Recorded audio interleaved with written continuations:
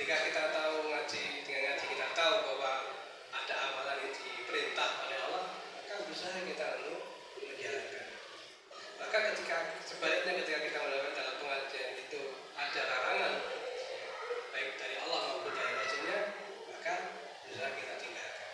Dan itu akan membuat kita selamat di dunia dan di akhirat.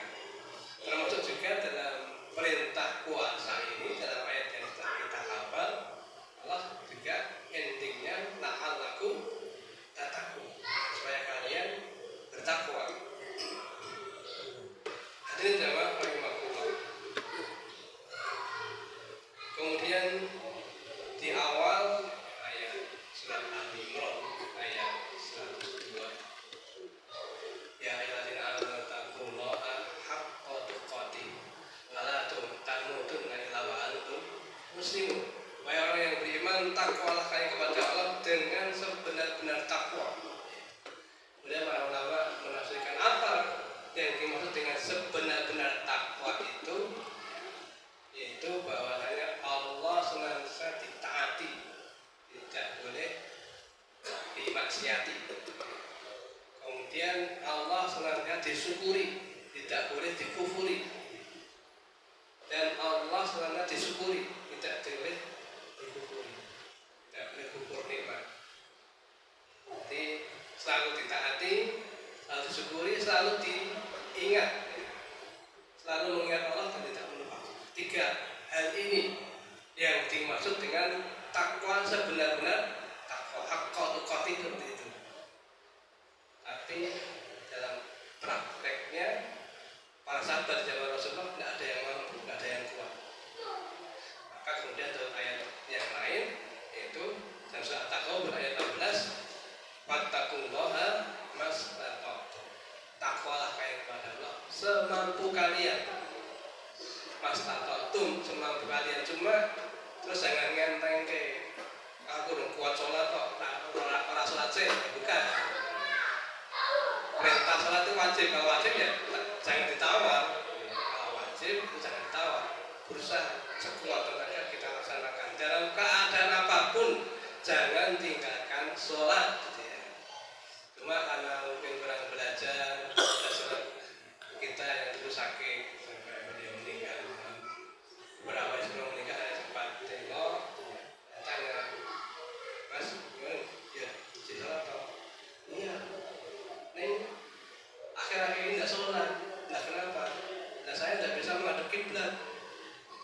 Di kasurnya itu mujur ngetan, gitu ya. Jadi dia madhabnya ngetan. Kalau mau merubah ke kiblat itu sulit ya, karena memang akhirnya sudah parah. Aku ya sholat. Loh, jangan begitu ya. Jadi walaupun keadaan seperti itu kan keadaan darurat, karena darurat, tetap kamu sholat. Menghadap yang kamu ada tidak masalah. Kalau tidak bisa berwudu karena juga dia sakit, ya boleh tidak dengan tayamum. Ya saya ajari tayamum. Jadi tidak ada alasan hanya gara-gara sakit kemudian tidak sholat. Begitu juga orang yang mendampingi atau menjaga orang sakit pun sebisa mungkin juga mengingatkan kalau sudah dibawa ke sholat. Mas, Bu, Pak, yang sakit berapa?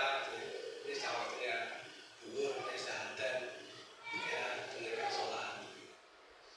Nah ini, nanti terus kan yang wajib jangan ditawar. Tapi kalau yang tidak wajib, mungkin caranya yang bisa ditawar. Sholat itu yang sempurna dengan berdiri. Kalau tidak mau berdiri dengan duduk, sesuai kemampuannya. Tawakal dan juga meyakini bahwa Allah yang Maha Pengasih dan Penyayang akan menghargai seberapapun usaha hambanya ketika di dunia untuk mewujudkan taatnya kepada Allah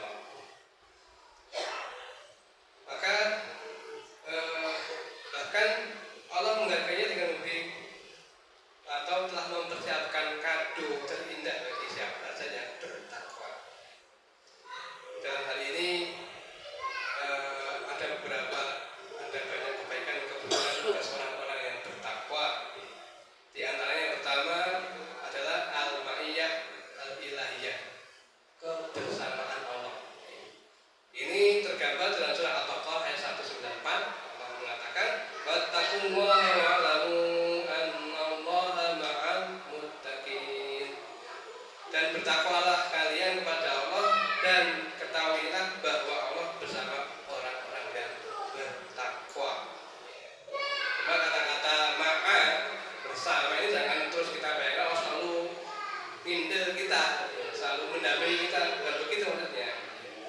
Dalam tafsir jalan lain yang dimaksud dengan ma'al muttaqin itu adalah bil auni wan nasri, yaitu dengan pertolongan baik lahir maupun batin. Allah sengaja memberi pertolongan, mensupport pada orang-orang yang bertakwa.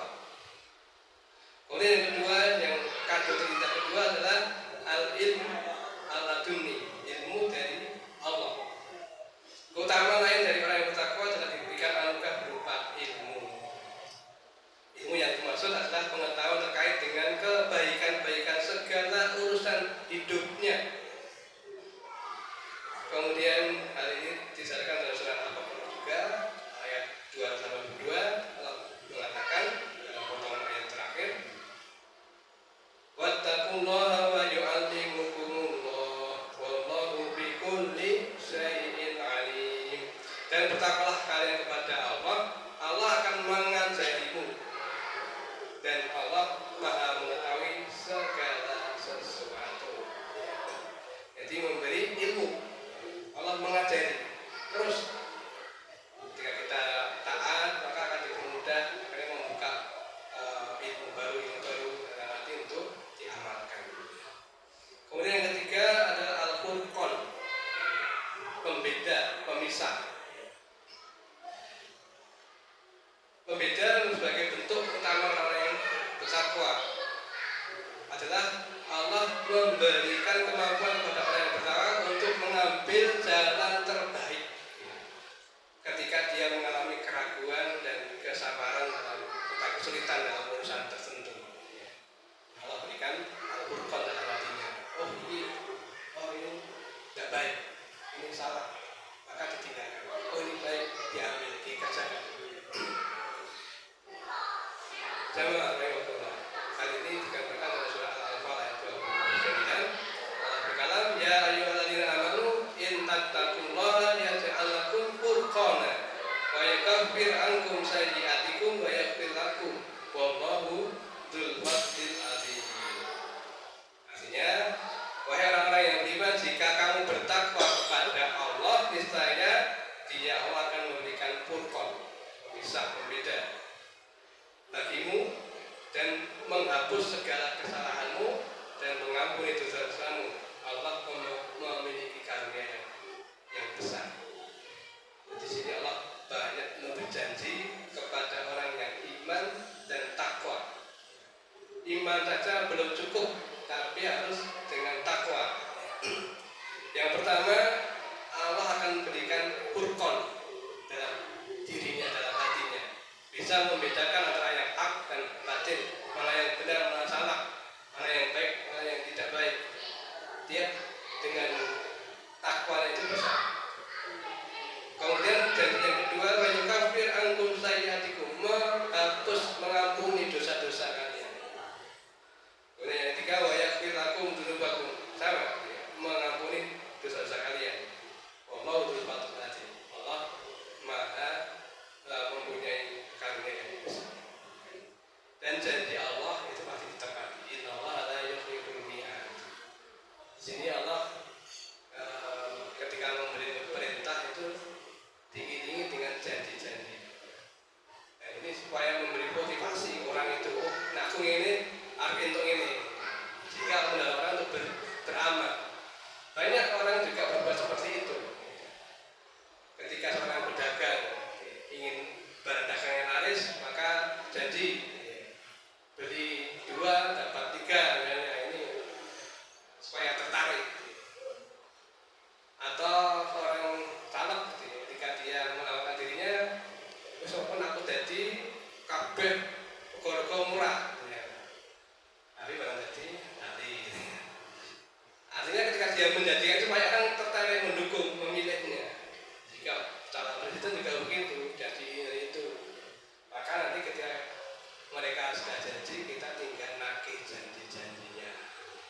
Katanya mau membuka lapangan kerja sekian ribu lapangan pekerjaan, akan memberi pendidikan murah atau gratis, kesehatan gratis dan sebagainya. Nah, ini kita tunggu saja, kita tagih janji-janjinya.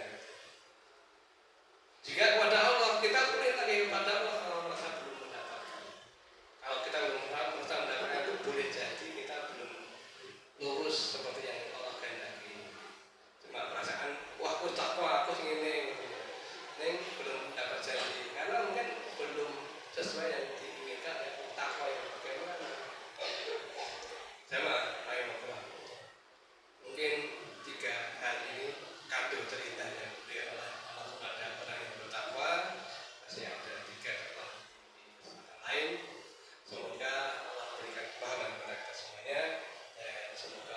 menerima ibadah kita, menerima sholat kita, menerima puasa kita, dan menerima semua kebaikan kita, dan mengampuni dosa-dosa kita semua. Amin ya rabbal alamin. Assalamualaikum warahmatullahi wabarakatuh.